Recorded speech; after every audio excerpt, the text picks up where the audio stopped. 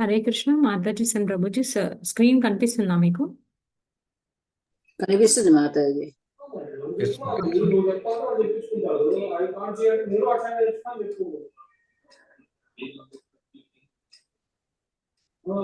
Okay.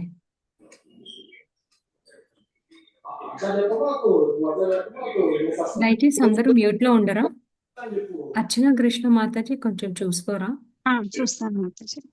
Mute లో ఉండండి. Okay. So మనము ఇప్పటి వరకు ఆ, ఆత్మ గురించి మనం తెలుసుకుంటున్నాం కదా. ఓకే, సరే ఈ శ్లోకం చదివేసి డిస్కస్ చేసుకుందాం. వాసాంసి జీర్ణాని యదా విహాయ నవాని గృహ్ణాతి నరోపరాణి తదా శరీరాని విహాయ అన్యాని సంయాతి నవాని దేహి. వాసాంసి జీర్ణాని యదా విహాయ నవాని గృహ్ణాతి నరోపరాణి తదా శరీరాని విహాయ జీర్ణాని అన్యాని సంయాతి నవాని దేహి. వాసాంసి జీర్ణాని యదా విహాయ నవాని గృహ్ణాతి నరోపరాణి తదా శరీరాని విహాయ అన్యాని సంయాతి నవాని దేహి. ఉమా మాతాజీ చదవండి మాతాజీ. హరే కృష్ణ మాతాజీ దండవత్రం. వాసాంసి జీర్ణాని యథా విహాయ నవాని గృహాంతి నరోపరాణి తదా శరీరాని విహాయ జీర్ణన్య అన్యాని సంయాతి నవాని దేహి. Thank you Mataji. హరే కృష్ణ. ఇక్కడ గృహ్ణాతి మాతాజీ. నాతి ఎస్ మా మీతో అంతా బాగా చదివారు. Thank you Mataji. హరే సూర్యకళ మాతాజీ.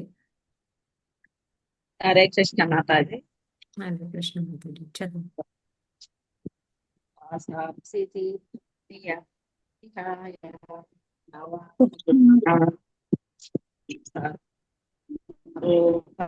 నవాని తదా శరీరాని విహాయ సంయాతి నవాని దేహి. మీది వాయిస్ క్లియర్ గా రాలేదు మాతాజీ. ఓకే, నెక్స్ట్ టైం చదివింది మంచిగా. చదవనా మాతాజీ? వాయిస్ క్లియర్ ఇప్పుడు చదవండి. ఇప్పుడు క్లియర్ గా వస్తుంది. నాకు అసలు వాసాంసి జీర్ణాని యథా విహాయ నవాని సహోపరా తదా శరీరాని విహాయ జీర్ణాని సంయాతి నవాని దేహి. Uma Mataji. Krishna Mataji. Thank you Mataji. Hare Krishna. Nagamani Mataji. Hare Krishna Mataji. Yes Mataji.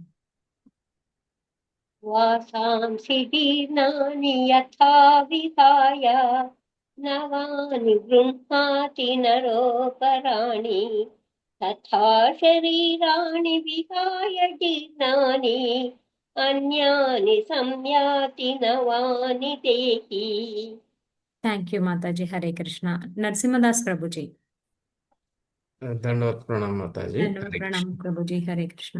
వాసాంసి జీర్ణాని యదా విహాయ నవాని గృహ్ణాతి నరోపరాణి తదా శరీరాని విహాయ జీర్ణాని అన్యాని సంశయాతి నవాని దేహి. హరే కృష్ణ మాతాజీ.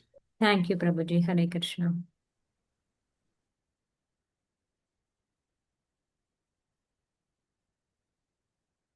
చంద్రకళ మాతాజీ. చంద్రకళ యాదవ్. హరే కృష్ణ చదవండి మాతాజీ. ప్రభుజీ. మాతాజీ ధన్యవాద ప్రణామ్ మాతాజీ. వాంసాంసి జీర్ణాని యథా విహాయ నవాని గృహాతి నరోపరాణి తథా శరీరాని విహాయ జీర్ణాని అన్యాని సంయాతి నవాని దేహి. హరే కృష్ణ మాతాజీ దండోత్సవం. హరి బోల్ మాతాజీ. ధన్యవాద ప్రణామ్. Thank you.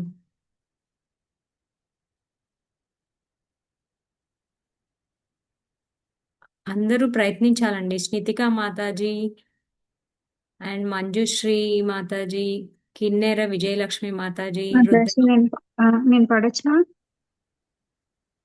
ఎవరు? అర్చన అర్చన మాతాజీ. మాతాజీ. ఓకే, పాడండి.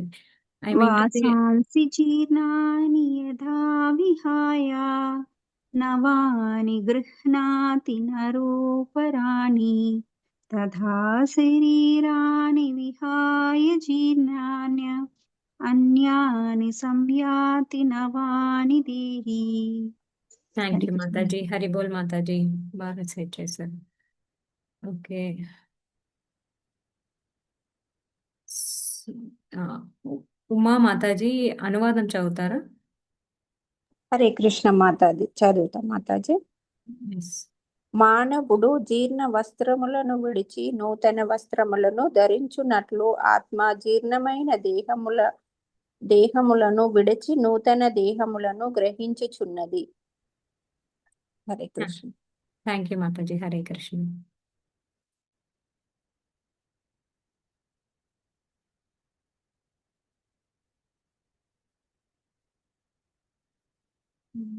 శ్రీ మాతాజీ చదవండి మాతాజీ. ఇంకా చాలా మంది ఉన్నారు మాతాజీ లైన్ లో. లక్ష్మీ మాతాజీ, జయశ్రీ మాతాజీ. ఓకే, అదే కనిపించట్లేదు నాకు ఇక్కడ. ఆ, జ్యోతి. నేను పిలుస్తాను మాతాజీ, మీరు ఓకే. పెడతారా, శ్లోక పెడతారా? ఎస్ మాతాజీ. ఇది అదే భాష్యం చదివించాను మాతాజీ. Okay okay. నేను జయశ్రీ మాతాజీ, మీరు ఫస్ట్ పారాగ్రాఫ్ చదవండి మాతాజీ. మాతాజీ. హరే కృష్ణ మాతాజీ. భాష్యము బాగా చెప్పిన శ్రీల ప్రభుపాదికి జై. ఆత్మ దేహములను మార్చినడేది విషయమును అంగీకరింపబడిన సత్యమును ఆత్మ ఉనికిని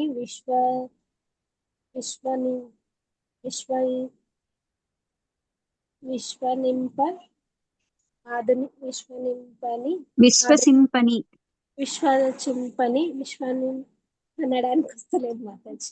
ఓకే ఓకే. పని ఆధునిక విజ్ఞాన శాస్త్రములు ఏ విధంగా హృదయం నుండి శక్తి కలుగునో వివరింపలేకున్నను శైవము నుండి బాల్యము వరకు, బాల్యము నుండి యవ్వనము వరకు, యవ్వనము నుండి వృద్ధాపము వరకు దేహమునందు కలిగే మార్పులను వారు అంగీకరింపక తప్పదు. వృద్ధాపము నుండి మరి యొక్క దేహమునకు మార్పు అనున్నది జరుగును. ఈ విషయము ఇదివరకే పూర్వ శ్లోకము 2.13 నందు వివరింపబడినది. చదవాల మాతాజీ? చాలు. Thank you Mataji. వేరే ఒకరికి అవకాశం ఇద్దాము. మాతా. హరే కృష్ణ. హరి బోల్ మాతాజీ. హరి బోల్ మాతాజీ. జ్యోతి దానాల కోట మాతాజీ, మీరు చదవండి మాతాజీ. హరే కృష్ణ మాతాజీ. హరి కృష్ణ. శ్రీల ప్రభుపాదకే జై. ఒక దేహము నుండి మరొక దేహముకు ఆత్మ మార్పు పరమాత్మ కృపచేతనే సాధ్యపడుతుంది. ఒక మిత్రుని కోరికను మరొక మిత్రుడు తీర్చినట్లు ఆత్మ యొక్క కోరికను పరమాత్ముడు నెరవేర్చును. ముండకోపనిషత్తు మరియు శ్వేతాశ్వరోపనిషత్తు వంటి వేద విభాగములో జీవాత్మ మరియు పరమాత్మను ఒకే వృక్షంపై కూర్చున్నట్టి రెండు మిత్ర పక్షులతో పోల్చను. ఆ రెండు పక్షులలో ఒకటి ఆత్మ వృక్షము ఫలములు ఆరగిస్తుండను, మరొక పక్షి కృష్ణుడు తన మిత్రుని గమనిస్తుండను. ఈ రెండు పక్షులు గుణైక్యమును కలిగి ఉన్నప్పటికీ అందులో ఒకటి భౌతిక వృక్ష ఫలములనే ఆకర్షింపబడగా రెండవది కేవలం తన మిత్రుని కార్యములకు సాక్షిభూతముగా ఉండును. ఇక్కడ శ్రీకృష్ణుడు సాక్షి అయి పక్షి కాగా అర్జునుడు ఫలమారగించు పక్షి అయి ఉండెను. వారిరువురు మిత్రులైనను అందులో ఒకటి ప్రభువు కాగా రెండవది సేవకుడు. ఈ సంబంధమును విస్మరించుట చేతనే జీవాత్మ ఒక వృక్షము నుండి మరొక వృక్షముకు లేదా ఒక దేహము నుండి మరొక దేహమునకు మార్పు చెందుటకు కారణం అవుతుండెను. భౌతిక దేహమనే వృక్షముపై జీవాత్మ తీవ్ర ప్రయాస గురవుతుండును. కానీ అది చెంతనే ఉన్నట్టి మిత్రుడైన మరొక పక్షిని ఉపదేశన కొరకై అర్జునుడు శ్రీకృష్ణుడికి స్వచ్ఛందముగా శరణు వేడినట్లు పరమాచార్యుని అంగీకరించగానే సమస్త లోకముల నుండి అది విముక్తి పొందగలదు. ముండకోపనిషత్తు 3.1.2 మరియు శ్వేతాశ్వరోపనిషత్తు 4.7 రెండును ఈ విషయములు సమర్థిస్తుండెను. కంటిన్యూ చేయాలి హరే మాతాజీ? కృష్ణ మాతాజీ. Thank you Mataji. లక్ష్మీ మాతాజీ, మీరు కంటిన్యూ చేయండి మాతాజీ. హరే కృష్ణ. సమాని వృక్షే దగ్గర నుంచి. ఓకే మాతాజీ. హరే కృష్ణ. శ్రీల ప్రభుపాద్ గురుదేవ్ కి జై. సమానే వృక్షే పురుషో నిమగ్నో నీశయా శోచితి ముహ్యమానః జుష్టం యదా పశ్యత్యంతమీశమస్య మహిమానమితి వీతశోకః. రెండు పక్షులను ఒకే వృక్షంపై నున్నను ఫలమార్గించు పక్షి ఫలభోక్తగా చింత మరియు దుఃఖములో పూర్తిగా మునియుండును. కానీ ఆ పక్షి భగవానుడైనటువంటి తన మిత్రుని వైపుకు ఏదియో ఒక విధంగా దృష్టిని సారించి అతని మహాత్మ్యమును ఎరుగగలిగినచో వెంటనే ఆ దుఃఖిత పక్షి సర్వచింతల నుండి విముక్తమగును. అర్జునుడు ఇప్పుడు తన శాశ్వత మిత్రుడైనటువంటి శ్రీకృష్ణుని వంకకు తిరిగి అతని నుండి భగవద్గీతను అవగాహన చేసుకొనిచున్నాడు. ఆ విధముగా అతడు ఉపదేశములను శ్రవణము చేయుట ద్వారా శ్రీకృష్ణ భగవాని మహాత్మ్యమును పూర్తిగా గ్రహించి శోకము నుండి దూరము కాగలడు. పితామహుడు మరియు గురువుల దేహ మార్పును గూర్చి చింతింపవలదని భగవానుడు అర్జునుకు ఇక్కడ ఆదేశించను. వాస్తవమునకు ధర్మయుద్ధమునందు వారి దేహములను సంహరించుటకు అతడు ఆనందింపవలెను. ఎందుకనగా ఆ విధముగా వారు తమ వివిధ దేహ కర్మల ద్వారా సంక్రమించిన పాపమును నశింపజేసి కొనగలుగుదురు. యజ్ఞవేదికపై లేదా ధర్మయుద్ధమునందు కాని తన దేహమును త్యజించిన వాడు వెంటనే సమస్త దేహ ప్రతిఫల కర్మల నుండి విముక్తుడై ఉత్తమ జన్మనుందును. కనుకనే అర్జునుని చింతకు ఎట్టి కారణము లేదు. Hare Krishna Mataji. Thank you for giving this opportunity. Thank you very much. Thank you Lakshmi Mataji. Thank you very much.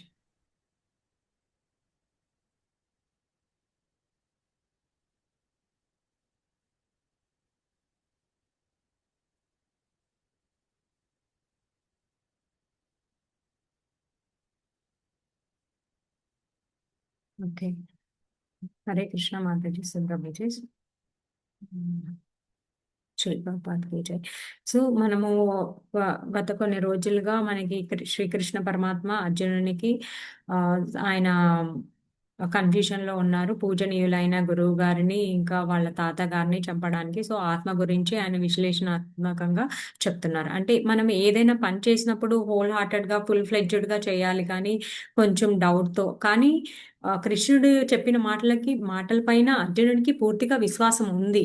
ఆయన అంటే నమ్మకం ఉంది, అంతా ఉంది. ఆయన చెప్తే చేసేస్తాడు. కానీ అర్జునుడి మాధ్యంగా మన అందరికీ కూడా తెలియచేయడానికి సో అన్ని యాంగిల్స్ నుంచి కృష్ణ క్లియర్ గా ఎక్స్ప్లెయిన్ చేస్తూ వస్తున్నారు అనమాట ఆత్మ గురించి. సో ఇప్పుడు మనము ఆత్మ గురించి ఇప్పటి వరకు తెలుసుకున్న దాంట్లో మనము ఒక్కొక్క పాయింట్ గా మనం తెలుసుకుందాం. ఓకే, ఇప్పుడు ఆత్మ గురించి లాస్ట్ శ్లోకంలో ఏం చెప్పారండి? ఎవరైనా చెప్తారా? ట్రై చేస్తారా? హరే కృష్ణ మాతాజీ. ఇక్కడ ఆత్మ గురించి కృష్ణ కంటిన్యూస్ గా చెప్తున్న మనకి స్టార్ట్ అయిన శ్లోకాస్ నుంచి ఆత్మకి అన్నడు జననం గాని మరణం గాని లేదు అన్నారు. ఆత్మ అసలు జన్మింపలేదు కదా, జన్మింపదు జన్మింపబోదు అని. అది జన్మరహిత్యం అన్నారు. అది నిత్యమైనది, శాశ్వతమైనది, అది అనాదిగా ఉన్నది అని చెప్పారు. అయితే నెక్స్ట్ అలా చెబుతున్నప్పటికీ అయితే ఈ విధంగా అయినట్టు ఆత్మ నాశనం లేదని తెలుసుకున్నావు కదా, శాశ్వతమైనది అని కూడా తెలుసు కదా, అటువంటి ఆత్మకు ఎవరైనా ఎలా చంపుతారు, ఎవరు ఎలా చంపబడగలదు అని నువ్వు ఎలా అనుకుంటున్నావు అర్జున అని ఇక్కడ అర్జున్ని ప్రశ్నిస్తున్నారు. అటువంటి ఆత్మను ఎవరు చంపగలరు, ఎవరి చేత చంపబడుతుంది ఆత్మ అని నువ్వు ఇలా శోకిస్తున్నామని కృష్ణ అర్జునికి అడుగుతున్నారు. హరే కృష్ణ. ఇప్పుడు మనం next. Okay, thank you Mataji. అంటే ఆత్మ యొక్క క్వాలిటీస్ అన్నీ ఇప్పటి వరకు ఒక 10 పాయింట్స్ వరకు డిస్కస్ చేశాం కదా. సో నేను ఒక్కొక్క పాయింట్ అడుగుతాను అనమాట. మీరు ఇప్పుడు ఆత్మకి నో బర్త్ నో డెత్ అని చెప్పారు. అంటే జన్మింపదు, జన్మింపబోదు, శాశ్వతమైంది, నిత్యమైనది అని మీరు వివరించారు. Thank you very much Mataji. So అలాగే ఇంకా ఇంకా ఇంకా ఏం పాయింట్స్ మనం నేర్చుకున్నామండి ఆత్మ గురించి? ఈ ఆత్మ ఏ కాలం నందు ఆత్మ పురాతనం అనేది శాశ్వతమైనది, జన్మరహితమైనది. ఓకే, జ్యోతి మాతాజీ. ఓకే, చెప్పండి మాతాజీ. మీరు ఒక 2 పాయింట్స్ షేర్ చేయండి, మిగతా వాళ్ళకి ఒక 2 పాయింట్స్ అలా అవకాశం ఇద్దాం మాతాజీ. ఎస్ మాతాజీ, చెప్పండి. ఆత్మ జన్మరహితమైనది, శాశ్వతమైనది, పురాతనమైనది.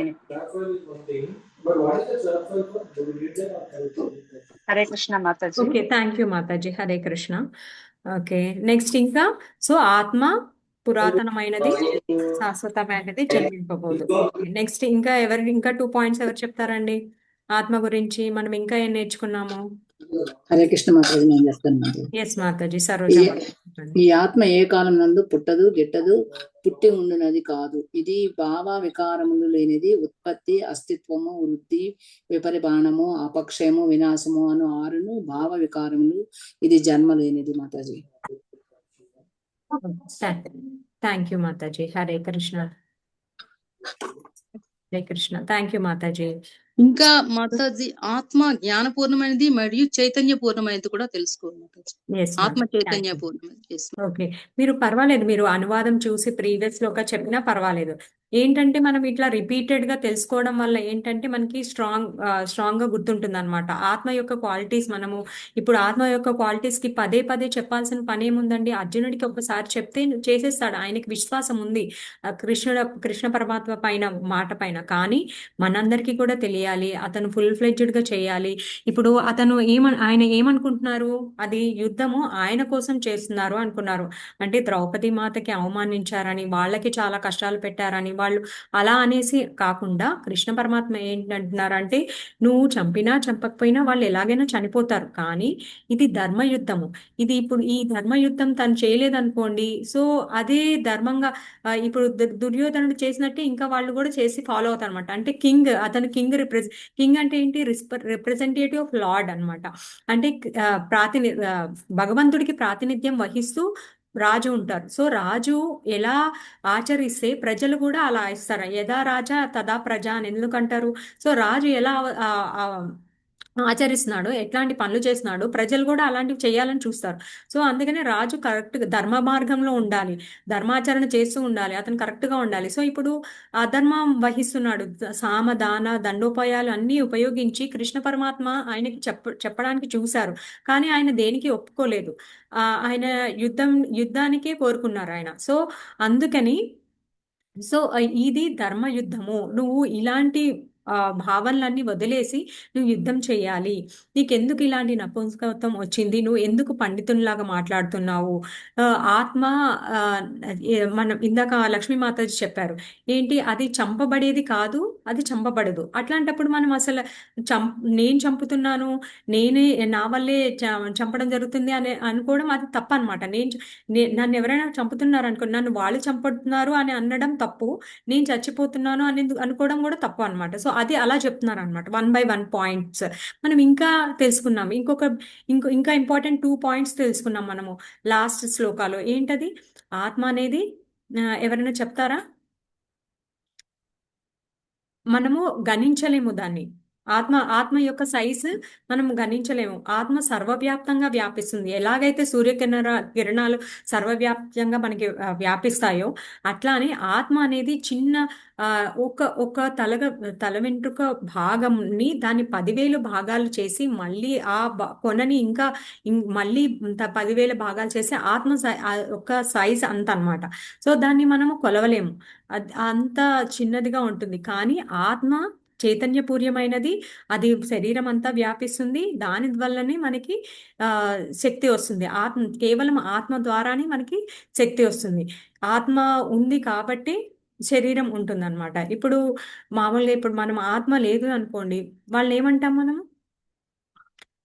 ఆత్మ వెళ్ళిపోయింది అనుకోండి, ఒక శరీరం నుంచి చనిపోయారు. సో ఆ దేహ మనం ఏంటంటే ప్రస్తుతం ఏమనుకుంటున్నామంటే, నేను ఇండియన్ని, నేను అమెరికన్ని, నేను యూరోపియన్ని, నేను ఆంధ్ర వాళ్ళము, మేము ఇదేంటి మార్వాడి వాళ్ళం అట్లా అనుకుంటుంటాం. కానీ మన ఉనికి ఏంటి?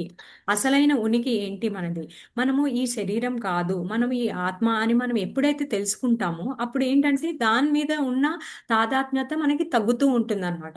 ఇప్పుడు సపోజ్ మనం ఏదైనా హౌస్కి రెంట్కి వెళ్ళాం అనుకోండి, అది టెంపరీ అని చెప్పారు. మీరు ఉండాలండి కొన్ని రోజులు, కొన్ని వీక్స్ వరకు ఉండాలి, బట్ జాగ్రత్తగా చూసుకోవాలి అని చెప్పారు అనుకోండి, మీరు చాలా జాగ్రత్తగా చూసుకుంటారు. ఇప్పుడు మరి మీరు సపోజ్ యూఎస్ అట్లా వెళ్ళారనుకోండి, అబ్రాడ్ వెళ్ళినప్పుడు అక్కడ హౌస్ రెంట్ తీసుకుంటే మనకి ఏంటంటే అడ్వాన్స్ పేమెంట్ ఇవ్వాలి. హౌసెస్లో ఏంటంటే మీరు ఇన్ కేస్ ఏదైనా డ్యామేజ్ చేశారనుకోండి, దానికి కూడా లాస్ ఆఫ్ పే చాలా మనీ కట్ చేస్తారనమాట. చాలా కాస్ట్ కటింగ్ చేస్తారు దానికి. సో ఏంటంటే మనం అప్పుడు ఏం చేస్తాము, ఆ ఇంట్లో ఉంటాము, ఆ వస్తువులన్నీ యూజ్ చేసుకుంటాము, జాగ్రత్తగా వాడుకుంటాము. ఆ శరీరాన్ని యూజ్ చేసుకొని అక్కడ ఉన్నంత కాలం ఆ ఇంటిని జాగ్రత్తగా చూసుకొని ఆ ఇంట్లో ఉంటూ దాన్ని యూజ్ చేసుకొని మన పనులన్నీ మనం జాగ్రత్తగా చూసుకుంటాం. అలాగే ఈ శరీరం అనేది మనకి టెంపరీగా ఇవ్వబడింది, ఈ మానవ జీవితం. సో మనం ఈ మానవ జీవితాన్ని జాగ్రత్తగా యూజ్ చేసుకో, ఇది సరే, ఇది టెంపరీ, శాశ్వతమైనది కాదు, ఇది జస్ట్ భౌతిక పదార్థాలతో ఏర్పడింది అని చెప్పేసి మనం దీన్ని ఆ అశ్రద్ధగా చేయకూడదు. కానీ దీన్ని జాగ్రత్త, ఎందుకంటే దీన్ని అశ్రద్ధగా చేసామనుకోండి మనం భక్తి సాధించలేము. అదే ఎలాగో ఇది శాశ్వతమైనది కాదు, దీనికి ఎందుకు మంచి మంచి ఆహార పదార్థాలు పెట్టాలి. మా ఆహార పదార్థాలు తినాలి, కానీ ఏంటి, ఎలాంటివి తినాలి, మనకి శారీరకంగా బలం ఇచ్చేవి, మనల్ని సత్వగుణంలో తీసుకెళ్లేవి, మనకి భక్తి చేసుకోవడానికి పెంపొందించేవి, అలాంటి ఆహారాలు తీసుకుంటూ దీన్ని శక్తివంతంగా చేసుకుంటూ మన స్వాధ్యాయ, మనం భక్తి కూడా చేసుకోగలిగే అంత ఉండాలన్నమాట. మనకి ప్రభుపాద్ గారు ఎప్పుడు ఏం చెప్తారు, simple living and high thinking. అంటే ఏంటి, మనకి బాడీ ఎంత మెయింటెనెన్స్ చేసుకోగలుగుతామో అంత మెయింటెనెన్స్ చేసుకొని మనము భక్తి కూడా చేసుకోవాలి అని చెప్తారనమాట. సో ఇక్కడ మనం ప్రస్తుత శ్లోకానికి వచ్చేసి మనం ఏం చెప్తున్నామంటే, ఈ ఈ శ్లోకంలో ఏం చెప్తున్నారు అంటే, ఈ దేహం అనేది శాశ్వతమైనది కాదు. దేహ మార్పు ఎంత శాశ్వతం, ఎంత సరళ న్యాచురల్గా ఉంటుంది అంటే, ఆ ఆత్మ మనం ఎలాగైతే పాత వస్త్రాలు చిరిగిపోయి కొంచెం పాతగా అయిపోతే అవి ఇంకా తీసి పారేసి వేరే వస్త్రాలు వేసుకుంటామో, అట్లానే ఆత్మ కూడా ఎప్పుడైతే ఈ శరీరము ముసలితనానికి చెంది ఇంకా శరీరం ఇంకా పడిపోయే అవస్థకు వచ్చినప్పుడు వేరే శరీరాన్ని ఆత్మ కూడా తీసుకుంటుంది అనమాట. సో అలా మనం ఏం చేయాలి, ఒక ఇంటెలిజెంట్ పర్సన్ ఏం చేస్తారు, ఇది ఇది ఇంకో శరీరాన్ని అలా తీసుకుంటూ ఉంటుంది అని ఎవరైతే ఆలోచిస్తారో, ఎందుకు ఇలా తీసుకుంటుంది శరీరము, ఒకవేళ ఆత్మ చైతన్యవంతమైతే ఎందుకు ఇలా దేహ మార్పులు చేస్తూ ఉండాలి, అంత అవసరం ఏముంది అని ఇంటెలిజెంట్ పర్సన్ అయితే ఎవరైతే ఆలోచిస్తారో వాళ్ళని అతతో బ్రహ్మ జిజ్ఞాస అంటారు అనమాట. ఎందుకు ఆత్మ శాశ్వతమైనది, మనం ఇప్పటివరకు తెలుసుకున్నాం, ఆత్మ నిత్యమైనదని, శాశ్వతమైనదని, దానికి భగవంతుడి యొక్క ఉనికి కలిగి ఉంది అని చెప్పేసి, భగవంతుడి యొక్క అంశ అని చెప్పేసి. మనం ఇంకొకటి కూడా ఆత్మ గురించి నేర్చుకున్నాం. ఏంటంటే చెప్పండి, ఆత్మ యొక్క క్వాలిటీ ఏంటి, ఎవరైనా ఒకళ్ళు ప్రయత్నించండి, పర్వాలేదు. ఆత్మ చేతన స్థితిలో ఉంటుంది. అది ఆత్మ మనది జీవాత్మ, అణు ఆత్మ, ప్రభుది విభు ఆత్మ అనేది ఉంటుంది. ఎస్ అనుకున్నాము.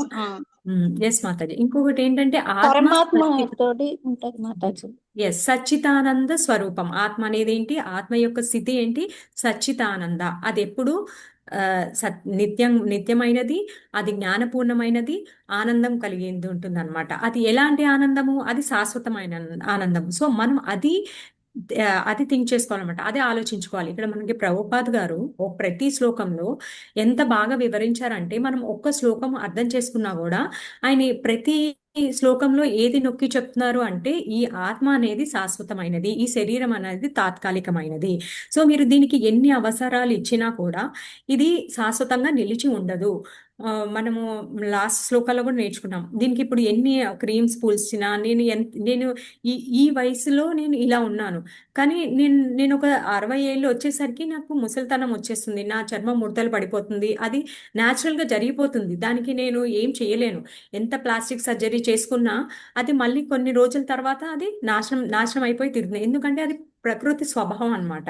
ఈ మెటీరియల్ బాడీ యొక్క, ఈ భౌతిక శరీరం యొక్క తత్వం అట్లాంటిది, ఇది నశించిపోయేదే అనమాట. మనము ప్రీవియస్ శ్లోకంలో మనకి శ్రవణ్ ప్రభుజీ చెప్పారు చక్కగా, కౌమారం యవ్వనం జర. ఫస్ట్ పుట్టిన బాల్యం నుంచి కౌమారం నుంచి యవ్వనము, తర్వాత యుక్త వయసుకు వస్తారు, తర్వాత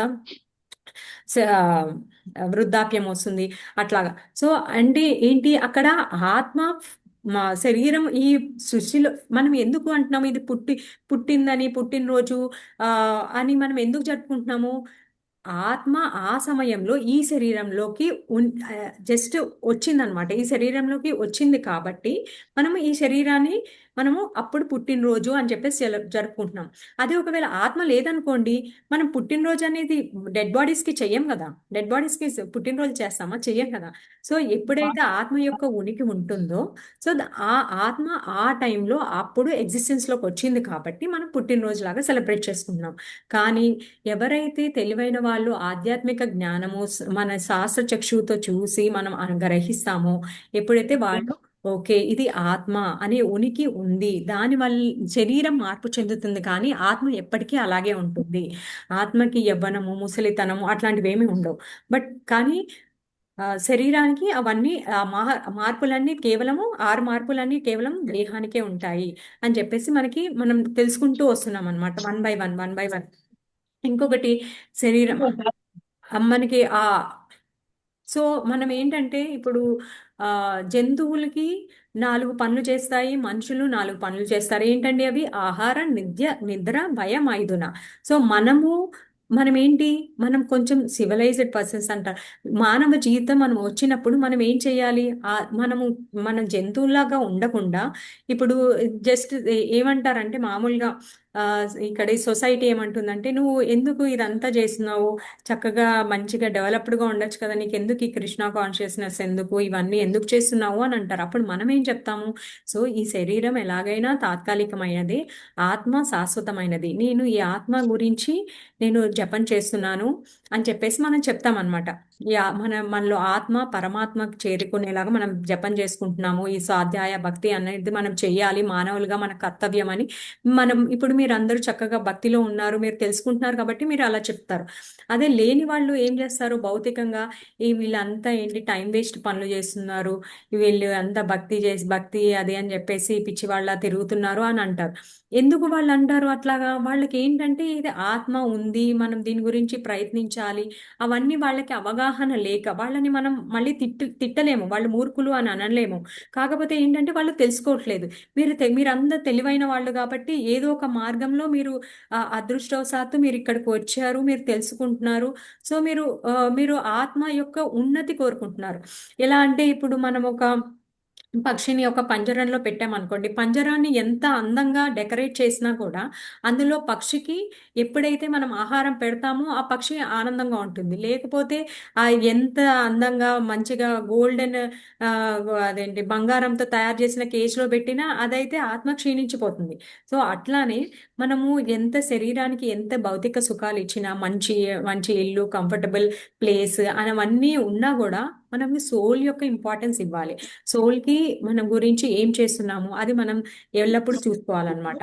ఇప్పుడు మనది ఎలా ఉంటుంది అంటే ఒక హైరేజ్ అపార్ట్మెంట్ ఉంది. జస్ట్ ఒక ఎగ్జాంపుల్ అండి. హైరేజ్ అపార్ట్మెంట్ ఉన్నప్పుడు అందులో ఏంటంటే ఆ లిఫ్ట్ చాలా స్లోగా వెళ్తుంది. టాప్ ఫ్లోర్కి 30th ఫ్లోర్ 20th ఫ్లోర్ వెళ్ళాలంటే కష్టం కదా. సో వాళ్ళు స్టేర్ కేస్ తీసుకోలేరు, అప్పుడు ఆ లిఫ్ట్ యూజ్ చేస్తారు. లిఫ్ట్ యూజ్ చేసినప్పుడు అతనికి అపార్ట్మెంట్ ఓనర్కి కంప్లైంట్ చేస్తారనమాట. కంప్లైంట్ చేసినప్పుడు అతను లిఫ్ట్ మెయింటెనెన్స్ అతను పిసినారి, అబ్బో మెయింటెనెన్స్ చాలా డబ్బులు ఖర్చు అవుతుంది అని చెప్పేసి అతను ఏం చేస్తాడు తెలివిగా, అతను ఏంటంటే వీళ్ళ యొక్క ఆలోచనలని పట్టాడు అనమాట, క్యాచ్ చేశాడు. ఇప్పుడు అడ్వర్టైజ్మెంట్స్ లాగా, అడ్వర్టైజ్మెంట్స్ ఏంటంటే సంతూర్ సోప్ యాడ్ వస్తుంది కదా, అది ఎప్పుడు యవ్వనంగానే ఉంటారు అని అట్లా చూపిస్తారు కదా. అలాగే అతను ఏం చేస్తాడంటే మంచి మిర్రర్, లైఫ్ మిర్రర్ ఒకటి పెట్టేస్తారు అనమాట లిఫ్ట్ లో.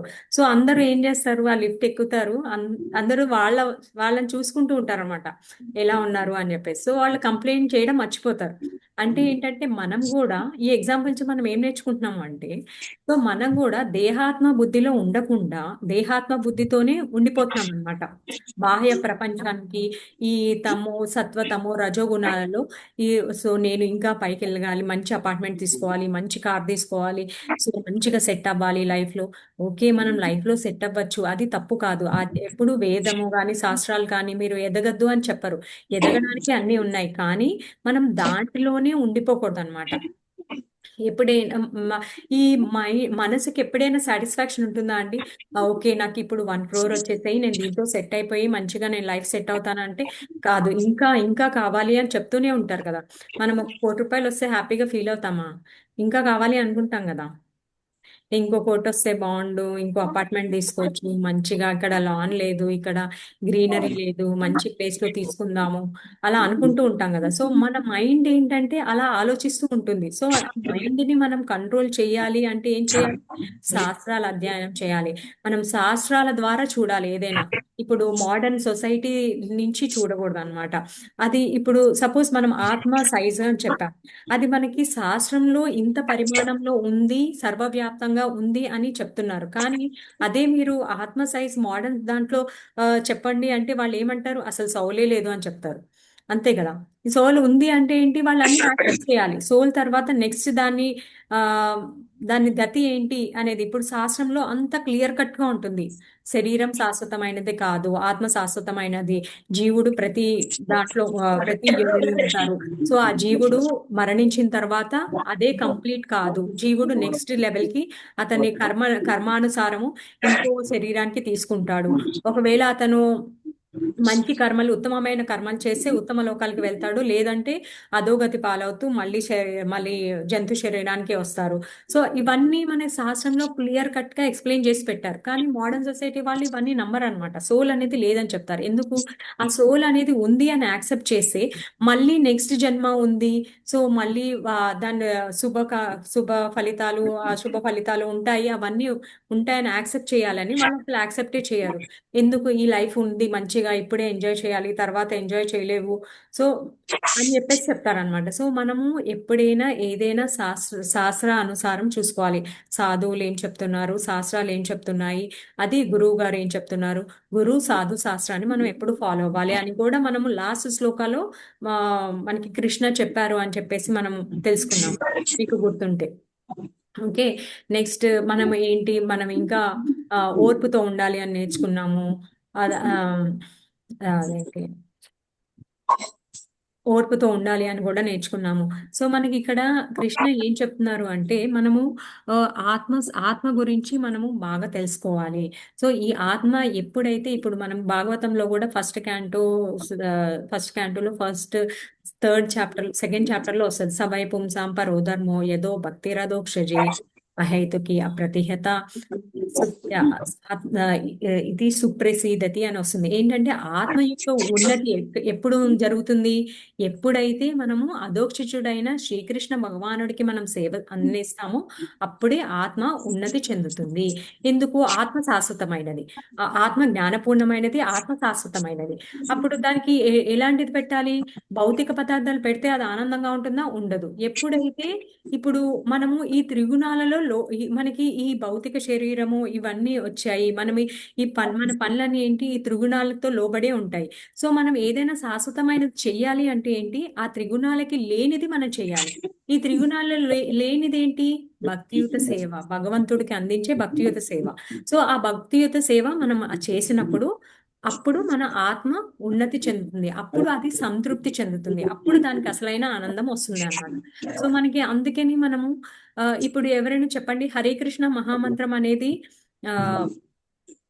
త్రిగుణాలకి లోబడి ఉంటుందా, త్రిగుణాల పైన ఉంటుందా?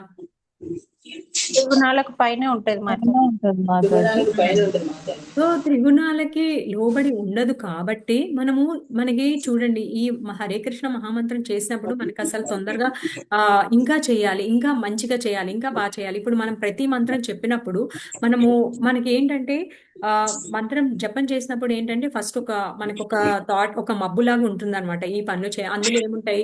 ఈ పన్ను చేయాలి, ఇప్పుడు ఈ పని ఉంది, నెక్స్ట్ ఈ పని ఉంది, నెక్స్ట్ వీళ్ళు ఇలా అన్నారు, వాళ్ళు అలా అన్నారు, అలా వస్తూ ఉంటాయి ఆలోచనలు. కానీ స్టిల్ మనం ఏం చేస్తాము? ప్రయత్నిస్తూ ఉంటాం. హరే కృష్ణ హరే కృష్ణ, కృష్ణ ప్లీజ్ మీ సేవలో వినియోగించుకోండి, మీ నా ఇంద్రియాలన్నీ మీ సేవలో వినియోగించుకోండి, ఓ రాధారాణి నాకు సేవనివ్వండి అని చెప్పేసి మనము నాకు దాసుగా చేసుకోండి అని మనం ప్రే చేస్తూ ఉంటాం నిరంతరం. అలా చేస్తున్నప్పుడు ఏమవుతుంది అంటే మనకి ఎప్పుడు బోర్ కొట్టడం కానీ జపము కానీ ఇంకా చెయ్యాలి, ఇంకా బాగా చెయ్యాలి అని అనిపిస్తుంది. అవునా? మీకు అలా అనిపిస్తుందా అండి? అట్లానే మంత్ర జపం చేసినప్పుడు Mataji okay, thank you Mataji. So ఏంటంటే మనకి ఇంకా మంచిగా చేయాలి, అందులో మనం బ్రహ్మముహూర్తంలో మంత్ర జపం చేసుకున్నాం అనుకోండి, అది ఇంకా చాలా మనకి సత్వగుణ టైం, రజోగుణ టైం అన్నీ కూడా ఉన్నాయి. ఏంటంటే మనము సత్వగుణ టైంలో చేసాం అనుకోండి, సత్వగుణం అంటే ఏంటంటే బ్రహ్మ ముహూర్తంలో అంటే మనకి ఇప్పుడు సమ్మర్ టైం కాబట్టి 1:30 గంటలకి ముందు అనమాట, సూర్యోదయానికి ముందు.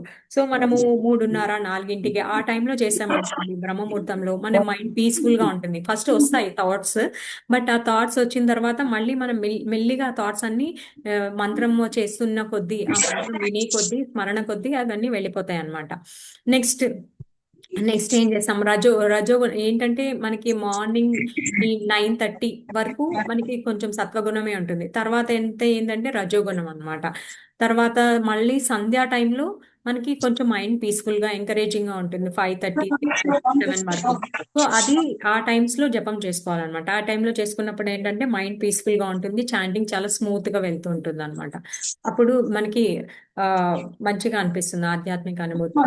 మనం అలాగే ఇంకా ఏంటంటే అందరూ మంచిగా శ్లోకాల్లో పార్టిసిపేట్ చేయాలండి. పర్వాలేదు, మీరు పర్ఫెక్ట్ గా చదివినా చదవకపోయినా, అఫ్ కోర్స్ నేను కూడా అంత పర్ఫెక్ట్ గా చదవలేను. సో ఏంటంటే అది భగవంతుడు వాణి, భగవంతుడు స్వయంగా నోటిలోని పలికిన పాడిన పాట కాబట్టి మనం అది పలికితే ఏంటంటే మనం కూడా ప్యూరిఫై అవుతాము, మనం కూడా శుద్ధీకరణ అవుతుంది. మనము ఈ ఇంద్రియాలన్నీ మనము లాస్ట్ శ్లోకంలో కూడా చదువుకున్నాము, ఋషికేశ సేవనం. సో ఈ ఇంద్రియాలన్నీ ఇంద్రియాధీశుడైన ఋషికేశుడి సేవలో వినియోగించుకోవాలి. అంటే ఆయన ఆయన భగవద్గీత శ్లోకాలు చదువుకోవడం, ఆయన గురించి శ్రవణం చేయడము, సో ఇవన్నీ చేసుకోవాలన్నమాట మనం.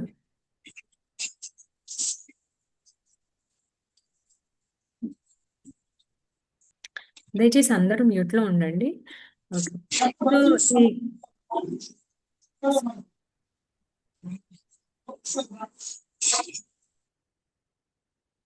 ఓకే, సో ఋషికేశ సేవనం. ఇక్కడ ఏం చెప్తున్నారు, నువ్వు మీరు అర్జునుడికి ఏం చెప్తున్నారంటే మీరు ఎక్కువ చింతించొద్దు. ఇక్కడ ఆల్రెడీ ఎలాగైనా వాళ్ళు ముసలి వాళ్ళు అయిపోయారు, ఆ శరీరం విడిచిపెట్టేసి వాళ్ళు కొత్త దేహాన్ని తీసుకుంటారు, లేకపోతే ఈ దేహ చక్రాన్ని వదిలేసి వాళ్ళు ఇంకో ఉత్తమమైన లోకానికి వెళ్తారు అని చెప్పేసి చెప్తున్నారు అనమాట అర్జునుడికి. నువ్వు ఎందుకు ఇంతలా చింతిస్తున్నావు అని చెప్పేసి. మనకి అటాచ్మెంట్ ఉన్నా సరే ఆ దేహంతో మనం ఓర్చుకోవడం నేర్చుకోవాలి అని చెప్పేసి, శీతోష్ణ సుఖ దుఃఖద అని చెప్పేసి మనం నేర్చుకున్నాం కదా, మాత్ర స్పర్శాస్తు కౌంతేయ అని. సో అలాగా నేర్చుకోవాలి అని కూడా మనకి చెప్పారు. సో అది ఇక్కడ ఈ శ్లోకంలో ఏం చెప్తున్నారంటే, ఎంత మామూలుగా బాహ్య వ్యక్తి పాత వస్త్రాలను విడిచి కొత్త వస్త్రాలు ఎలా వేసుకుంటారో అంతే సహజంగా ఇక్కడ ఆత్మ కూడా దేహాన్ని విడిచిపెట్టి దేహాన్ని విడిచిపెట్టి ఇంకో దేహానికి వెళ్తుంది అర్జున, దీని గురించి నువ్వు చింతించిన అవసరం లేదు అని చెప్పేసి చెప్తున్నారు. సో ఇంకా కొంచెం మనము డీటెయిల్డ్ గా చూస్తే ఏం చెప్తున్నారు అంటే, ఇక్కడ ఇంకొక విషయం ఏం చెప్పారు, అను ఆత్మ అండ్ మనం లాస్ట్ శ్లోకంలో కూడా నేర్చుకున్నాం, అను అనియాన్ మాతో మహానియాన్ అని. ఇప్పుడు అంటే ఏంటి, ఇప్పుడు ఆత్మ మనకి ఎంత పరిమాణంలో ఉంటుందండి, మనం కొల్చలేం, ఇంత సైజు ఉంది, ఇక్కడ ఉంది అని చెప్పేసి మనం ఏం చెప్పలేమన్నమాట. కానీ అనోర్ అనియాన్ అంటే చిన్నదానికన్నా మరీ చిన్నది, మహతో మహయ్యాన్ అంటే ఏంటి, బిగ్గర్ దాన్ బిగ్గెస్ట్. అంటే ఇప్పుడు మనం వామన్ దేవుని చూసాం, వామన్ దేవుని లీల చూసాము. వామన్ దేవుని లీల ఏంటండి, బలిచక్రవర్తి ఆయన 3 అడుగుల స్థలము ఇచ్చినప్పుడు ఏంటి, ఒక్క అడుగులో ఆయన మొత్తం భూలోకం మొత్తం ఒక అడుగులో సరిపోతుంది ఆయనది, ఇంకో అడుగులో ఊర్ధ్వలోకాలు. అట్లా ఏంటి, ఆయన అన్ని లోకాలు 3 అడుగుల్లో తీసేసుకుంటారు. అంటే ఏంటి, ఆయన స్టెప్స్, వామన్ దేవు స్టెప్స్ మనం ఎలా చూస్తాం, వామన అవతారం ఎంత మంచిగా బుజ్జిగా ఉంటారు కదా ఆయన. సో ఆయన స్టెప్స్ ఏంటి, బిగ్గర్ దాన్ ద బిగ్గర్ అనమాట. సో అట్లా మనము ఊహించలేమన్నమాట యాక్చువల్గా ఆ ఆత్మ యొక్క స్థితి ఎలా ఉంటుంది అని చెప్పేసి. అను అనియాన్ మహతో మహయాన్ అని చెప్పేసి. సో ఇక్కడ ఇంకొక విషయం ఏం చెప్తున్నారు, శ్వేత ఉపనిషత్తులో ఏం చెప్తున్నారు, ఒక 2 పక్షులు ఉంటాయి, అదేంటి జీవుడు పరమాత్మ. జీవుడు అంటే ఏంటి? ఎల్లప్పుడూ నేను ఎక్కడ నాకు సంతోషం దొరుకుతుంది అని చెప్పేసి అన్నీ అనుభవిస్తూ ఉంటారు. సుఖాన్ని అనుభవిస్తాడు, దుఃఖాన్ని అనుభవిస్తూ ఉంటారు. ఈ పక్షి మాత్రం, పరమాత్మ అనే పక్షి మాత్రం, ఒక చెట్టు మీద ఈ 2 పక్షులు ఉంటాయి. అందులో జీవుడు ఒక పక్షి అయితే ఇంకో పక్షి పరమాత్మ. సో ఈ జీవుడు అన్ని కష్టాలు సుఖాలు భోగిస్తూ ఉంటాడనమాట. ఎలా నాకు ఎక్కడైతే మంచిగా ఆనందం లభిస్తుంది అని వెతుకుతూ ఉంటాడు. అప్పుడు పరమాత్మ చూసి ఉంటాయి, ఎప్పుడు నా వెనక్కి తిరిగి చూస్తారు అని చెప్పేసి, ఈ జీవాత్మ అనేది ఎప్పుడు నన్ను చూస్తుంది, నన్ను ఎప్పుడు పిలుస్తుంది అని ఎదురు చూస్తూ ఉంటారనమాట. సో అది ఇక్కడ చెప్పారు. సమానే వృక్షే పురుషో నిమగ్నో నిశయా శోచతి ముహ్యమానాః జుష్టం యథా పశ్యన్యమీశం అస్య మహిమానమితి వితి శోకాః. సో 2 పక్షులు ఒకే చెట్టుపై ఉన్నప్పటికీ చెట్టు ఫలాలను తింటున్న పక్షి వృక్ష ఫలభోక్తగా పూర్తి చింతలో దుఃఖంలో ఉంది. కానీ ఆ దుఃఖిత పక్షి ఏదో విధంగా భగవంతుడైన తన మిత్రుని వైపుకు ముఖం త్రిప్పి అతని మహిమలను తెలుసుకుంటే వెంటనే సమస్త క్లేశాల నుండి పడుతుంది అని చెప్పేసి చెప్తున్నారనమాట. సో ఆ మిత్రుడు పరమాత్మ అనే పక్షి ఎప్పుడు తన వైపుకి చూస్తుంది. మనకి 15th చాప్టర్లో ఇప్పుడు పురుషోత్తమాసంలో మనం చూస్తున్నాం కదా, సర్వస్య చాహం హృది సన్నివిష్టో మత్త స్మృతి జ్ఞాన అపోహనం చ. ఇంకొకటి మనం ఏంటి, భోక్తారాం యజ్ఞ తపసాం 5th చాప్టర్లో వస్తుంది. భోక్తారాం యజ్ఞ తపసాం సర్వలోక మహేశ్వరం సుహృదం సర్వభూతానాం జ్ఞాత్వానాం శాంతి ముచ్చతి. అంటే ఏంటి, ఈ లోకాలన్నిటికీ, ఈవెన్ దేవతలకి కూడా ఆయనే మహేశ్వరుడు. అందరికీ సుహృదం సర్వభూతానం, అందరికీ ఆయన మిత్రుడు అని చెప్తున్నారు. అందరికీ ఆయన మిత్రుడు అని చెప్తున్నారు. ఇక్కడ మనకి ఈ కఠోపనిషత్తులో ఒక ఎగ్జాంపుల్ కూడా చెప్పారు, ఒక చెట్టు పైన 2 పక్షులు అని. ఆ మిత్రుడు పక్షికి ఎప్పుడు తిరిగి చూస్తుంది ఆత్మ అని చెప్పేసి ఎదురు చూస్తూ ఉంటారనమాట పరమాత్మ. ఎప్పుడు మనము ఆయన వైపు తిరిగి చూసి మనము ఆయనని ప్రార్థిస్తాము. ఎందుకు? జీవుడి యొక్క ఆనందం అందులోనే ఉంది. ఇప్పుడు మనం మంత్ర జపం చేస్తున్నాము. మనకి మనం మందిరానికి వెళ్ళినప్పుడు మనకి ఏదో ఒక సేవ, ఇప్పుడు జగన్నాథ రథయాత్ర ఉంది. సో అందులో మనకి సేవలు, చాలా సేవా అవకాశాలు ఉంటాయి. మనం సేవ చేసుకుంటాము. సో ఎప్పుడైతే మనము ఈ శరీరంతో మనం ఎన్ని చేసినా మనకి శాశ్వతమైన ఆనందం రాదు. ఎందుకంటే ఇది భౌతిక దేహము, ఇది జస్ట్ భౌతిక పదార్థాలతో ఏర్పాటు చేయబడింది. ఇవన్నీ కూడా, ఇప్పుడు ఈ వస్తువులన్నీ కూడా భౌతికమైనవి. కానీ ఎప్పుడైతే శాశ్వతమైన దాంతో మనము ముడి పెట్టుకుంటామో, సంబంధం పెట్టుకుంటామో, అంటే హరే కృష్ణ మహామంత్రం జపించడం కానీ, అప్పుడు మనకి చాలా ఆనందం కలుగుతుంది అనమాట. ఇప్పుడు సపోజ్ మనకి రాధా మదన్ మోహన్ మందిరానికి వెళ్ళాము, ఏదో ఒక మన ఇస్కాన్ మందిరానికి వెళ్ళాము, ఏదో ఒక సేవ చేసాం అనుకోండి, భక్తియుత సేవ మనకి వాళ్ళు చేశారు. సో అలాంటి సేవలో మనం వినియోగం అయి ఉన్నప్పుడు అప్పుడు మనకి శాశ్వతమైన ఆనందం కలుగుతుంది అనమాట. ఎందుకు? ఇది ఆత్మ అనేది ఎటర్నల్ సోల్. సో దానికి ఎటర్నల్ గా ఉండే సేవలే ఇచ్చినప్పుడు అది ఆనందం పొందుతుంది అనమాట. ఓకే, సో ఇక్కడ అర్థమవుతుంది కదండి. సో ఆత్మ ఎప్పుడు శాశ్వతమైనది. ఇప్పుడు మనం ఒక భాగవతం చూద్దాం. భాగవతంలో అన్ని ఈ భగవంతుడి కథలే ఉంటాయండి. అప్పుడు మనకి మనం ఈజీగా కనెక్ట్ చేసుకోగలుగుతాం. చిత్రకేతు మహారాజ్ అనేసి ఒక ఆయన ఉంటారు అనమాట. చిత్రకేతు మహారాజ్కి ఆయనకి చాలా మంది ఉంటారు, భార్యలు ఉంటారు. వాళ్ళకి 100 మెంబర్స్ దాకా. సో అప్పుడు కానీ వారికి సంతానం ఉండదు. సంతానం ఉండకపోతే ఆయన చాలా విచారంతో ఉంటారు. చాలా యజ్ఞాలు, పూజలు అవి చేస్తారు.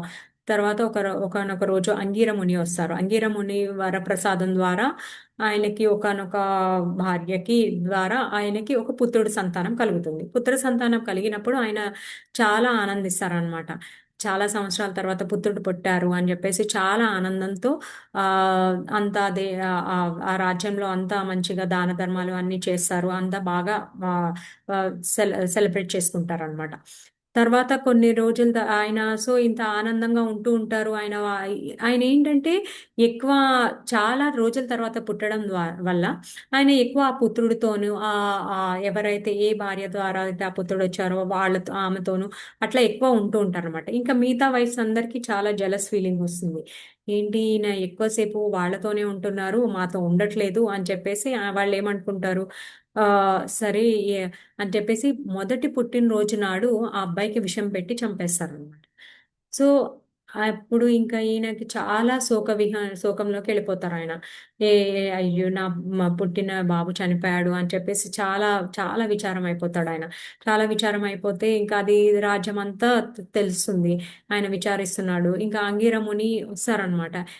ఏమైంది చిత్రకేతు మహారాజ్, నువ్వు మంచిగా హ్యాపీగా ఉండేవాడు కదా, ఏమైంది మళ్ళీ అంటే, ఇక నా పుత్రుడు చనిపోయారు. ఎవరైనా పుత్రుడు తండ్రి కన్నా ముందు చనిపోతారా? అలా చనిపోకూడదు కదా, నా పుత్రుడు చనిపోయాడు.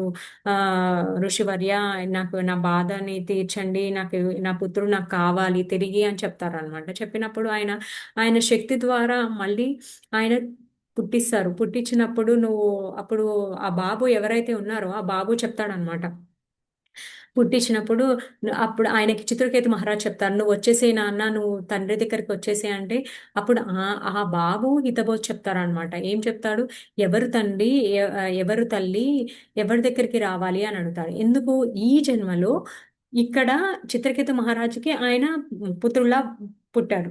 కానీ ఇంతకు ముందు కూడా జన్మలు ఉన్నాయి కదా, ఆ జన్మలో ఆయన వేరే తల్లిదండ్రులకి పుత్రిక గాని పుత్రుడు గాని అలా ఉన్నారు. ఎవరు తల్లి తండ్రి, ఈ జన్మ ఒక్కటే కాదు, అది శాశ్వతమైంది కాదు, నేను ఎప్పుడు ఇలా ఇదేంటి ఇది శాశ్వతమైంది కాదు, మీరు అలా విచారించకూడదు అని చెప్పేసి చెప్తాడనమాట. ఇప్పుడు అంగిరముని కొంచెం శాంతిస్తాడనమాట. అప్పుడు అంగిరముని చెప్పడం ద్వారా, ఆ పుత్రుడు చెప్పడం ద్వారా చిత్రకేతు మహారాజ్ కొంచెం శాంతిస్తాడనమాట. సో ఇక్కడ మనం ఏం తెలుసుకుంటున్నాము? సో ఈ దేహం అనేది, ఆత్మ అనేది శాశ్వతమైనది. దేహం అనేది ఏంటి, కొంచెం మనకి ఒక్కోసారి సుఖం కలుగుతుంది, ఒక్కోసారి దుఃఖం కలుగుతుంది. సో ఇది దుఃఖాలయం, అశాశ్వతం. ఈ భౌతిక ప్రపంచం యొక్క అస్తిత్వమే అట్లా ఉందన్నమాట. ఏంటంటే అది ఎప్పుడూ దుఃఖంగానే ఉంటుంది. అది కూడా ఏది శాశ్వతంగా ఏ సంతోషం ఉండదు. కానీ ఎప్పుడైతే మనము పరమాత్మతో కూడిన మనం భక్తియుత సేవల్లో ఉండడము, హరే కృష్ణ మహామంత్రం జపం చేయడము చేస్తాము, అది శాశ్వతమైన ఆనందాన్ని పొందుతుందన్నమాట. సో అలా మనము చెయ్యాలి అని చెప్పేసి చెప్తున్నారు ప్రభుపాద్ గారు ఇక్కడ మనకి.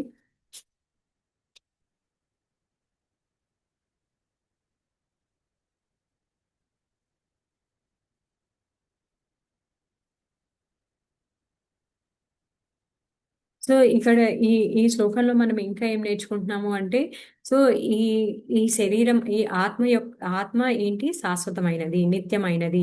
సో దానికి సంబంధించినవి మనం చేయాలి అని చెప్పేసి చెప్తున్నాము. నెక్స్ట్ ఇంకొకటి ఏంటి, మనము లాస్ట్ శ్లోకంలో కూడా మనం తెలుసుకున్నాము ఏంటి, ఆ ఏంటి 9 లక్షల జీవరాశులు ఉంటాయి. జలరాశులు అయితే 9 లక్షల జలరాశులు ఉంటాయి. ఇంకొకటి అదేంటి ఇన్సెక్ట్స్, అవన్నీ చిన్న చిన్న జీవాలు ఉంటాయి కదా, చీమలు, పురుగులు, అవన్నీ ఏమో 11 లక్షలు ఉంటాయి అని చెప్పేసి. సో మనకి మానవ శరీరం అనేది దుర్లభమైనది అనమాట. సో మనం ఈ మానవది కూడా నేను చెప్పాను కదండి, ఎంత ఉంటుంది అది చెప్పండి ఎవరైనా గెస్ చేయండి. 4 lakhs ఉంటుంది. సో 4 lakhsలో మనకి మానవ శరీరం రావడం చాలా దుర్లభమైనది అనమాట. సో మనము ఈ దేహం గురించి మనము ఎక్కువ చింతించకూడదు. ఇది మనము ఆత్మ గురించి ఎందుకు మళ్ళీ మళ్ళీ చెప్తున్నారు అంటే, మనం తెలుసుకోవాలి అనమాట. సో ఇది ఇలా నొక్కి చెప్తున్నారు, ఎందుకు భగవంతుడు ఇలా నొక్కి చెప్తున్నారు. సో మనం ఏంటి, ఈ ఆత్మ అనేది శాశ్వతమైనది, దీని గురించి మనం ఎక్కువ ప్రయాస పడాల్సింది శరీరం గురించి కాదు, ఆత్మ గురించి అని మనం తెలుసుకోవాలి అన్నమాట. సో అది ఇక్కడ చెప్తున్నారు. సో అదే అర్జునన మాధ్యంగా మనకి ఇక్కడ చెప్తున్నారు. ఇక్కడ ఇద్దరు మిత్రులే అయినా అందులో ఒకటి ప్రభువు, ఇంకొకరు సేవకుడు. ఆత్మ ఈ సంబంధాన్ని మర్చిపోయి అది ఒక చెట్టుకి నుండి వేరొక చెట్టు మీదకి, లేదా ఒక దేహం నుండి వేరొక దేహానికి తన స్థానాన్ని మార్చడానికి కారణం. సో మనము ఏంటంటే, మనకి కొద్దిపాటి స్వతంత్రాన్ని ఇస్తాడండి కృష్ణ. సో మనకి ఏంటంటే భగవంతుడు కొంచెం స్వతంత్రాన్ని ఇస్తాడనమాట. మనము ఇప్పుడు సపోజ్ మన తల్లికి తన పుత్రుడికి ఏది ఇవ్వాలి ఏది ఇవ్వకూడదు తనకు తెలుసు. అట్లానే మన ఆత్మకి కూడా ఏది మన ఇంద్రియాలు కోరినవన్నీ మనం ఇయ్యకూడదు అనమాట. అవి ఏవి కోరితే ఏవి అధోగతి పాలయ్యే కారణాలు ఏవి అయితే ఉన్నాయో అవి ఇచ్చినప్పుడు సో మనం అలాంటివి ఇవ్వకూడదు అనమాట. అవి పాడైపోతాయి.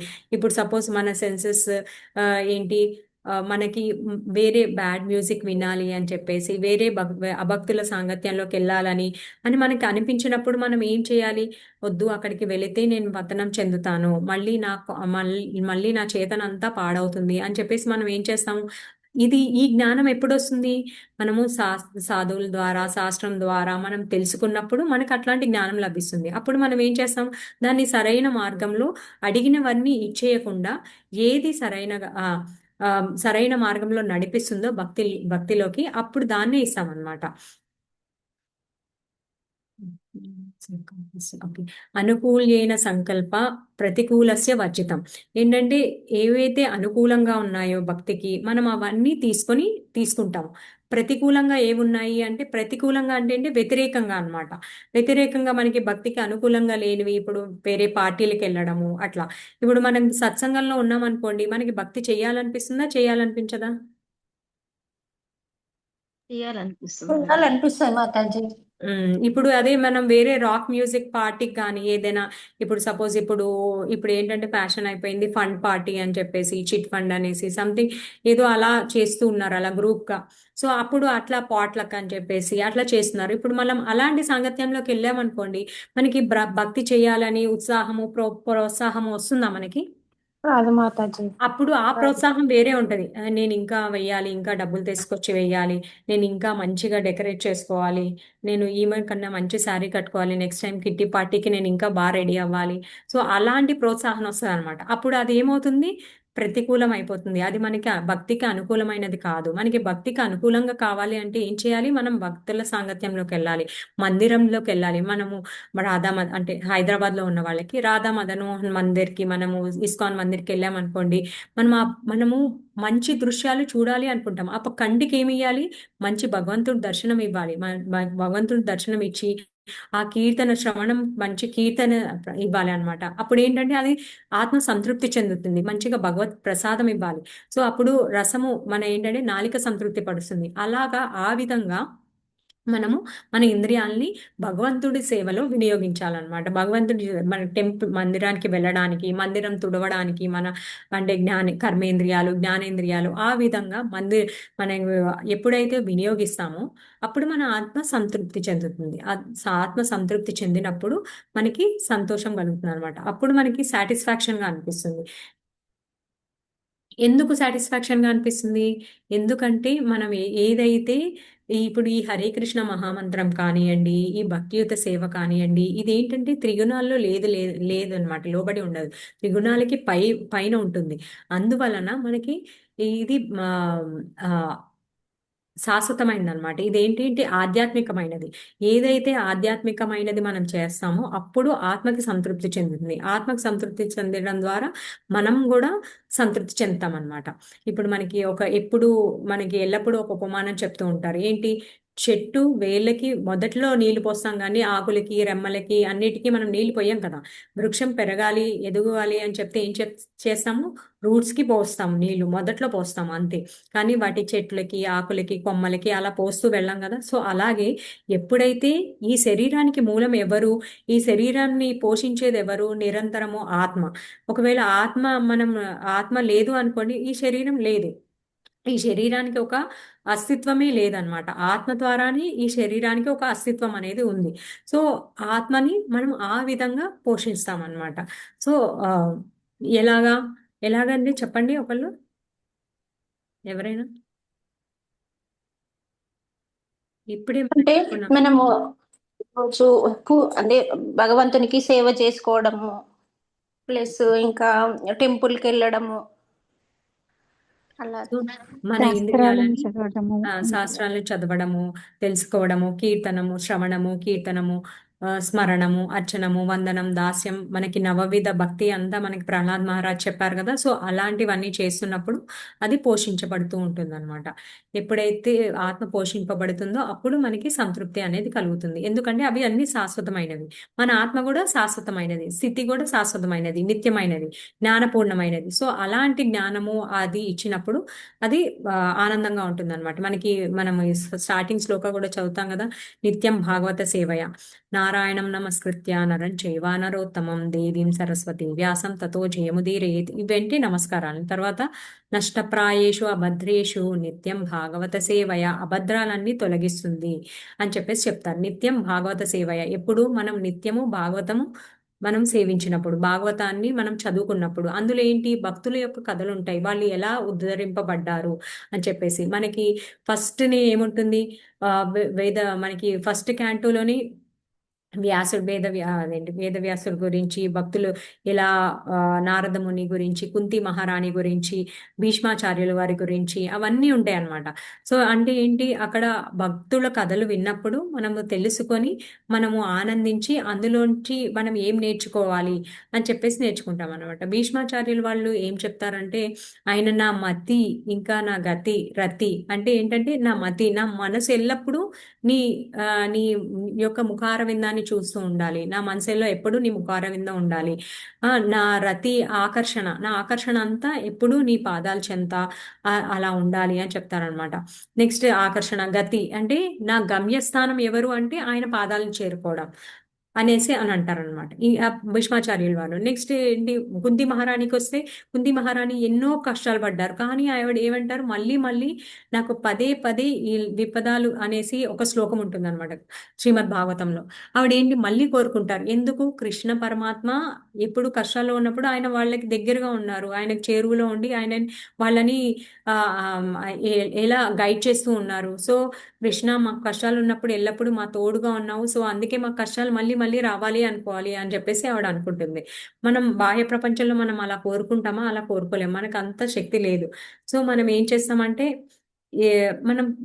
మనం ప్రయత్నిస్తూ ఉంటాం అనమాట. భగవంతుడి ప్రార్థన అన్ని మనం చేస్తూ మనం ఏంటంటే మనం భక్తిలో ఇంకా ముందుకు ఎదగాలి, కృష్ణ మనకి శక్తినివ్వండి, మేము భక్తిలో దిగజారకుండా ఉండడానికి మేము భక్తిలో ఎదగాలి అని చెప్పేసి మనం నిరంతరం ప్రే చేస్తుంటాం. ఎలాగా, హరే కృష్ణ మంత్ర జపం ద్వారా, శాస్త్ర అధ్యయనం ద్వారా, మనకి సందేహాలు వచ్చినప్పుడు మన గురువుల్ని వాళ్ళని అడిగి తెలుసుకోవడం ద్వారా, అట్లా అన్నమాట.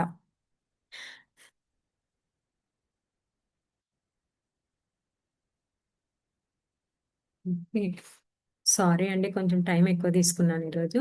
సో మనం ఏంటంటే ఈ శ్లోకంలో ఏం నేర్చుకున్నాం, ఆత్మ గురించి, ఇంకా ఎలా ఈ దేహ మార్పు అనేది చాలా సహజమైనది, దీని గురించి నువ్వు చింతించకూడదు, కానీ ఇంకా నువ్వు ఆనందించాలి.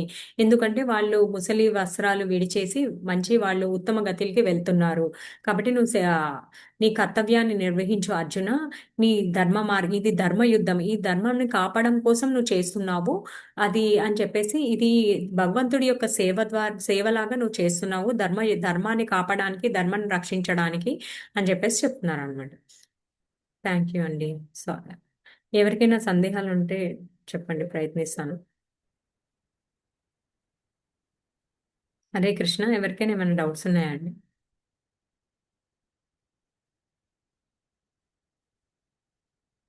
ఓకే. సో ఎవరికి ఏం డౌట్స్ లేకపోతే నేను ఎండింగ్ ప్రేయర్స్ చేస్తానండి. నా ఉదాహరణ ద్వారా కానీ ఎవరినైనా మనసు నొప్పించుంటే క్షమించండి. వాంఛా కల్పతరుభ్యస్య కృపా సింధుభ్య ఏవ చ పతితానాం పావనేభ్యో వైష్ణవేభ్యో నమో నమః. అనంతకోటి వైష్ణవ వృందకి జయ, అనంతకోటి ఆచార్య వృందకి జయ, శ్రీ ప్రభుపాద్ की जय, गुरु महाराज की जय.